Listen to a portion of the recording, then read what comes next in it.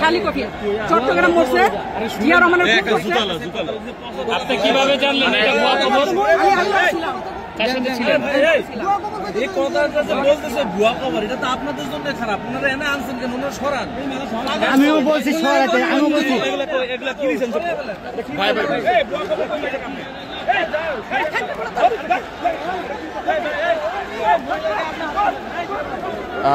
তিনি আসলে এখানে এসেছিলেন। এখানে তিনি দাবি করছেন যে এখানে নাকি জিয়াউর রহমানের যেই মাজার সেটি আসলে এখানে নেই, তিনি এমনটি বলছেন। এবং তাকে কেন্দ্র করে আমরা দেখতে পাচ্ছি বিএনপির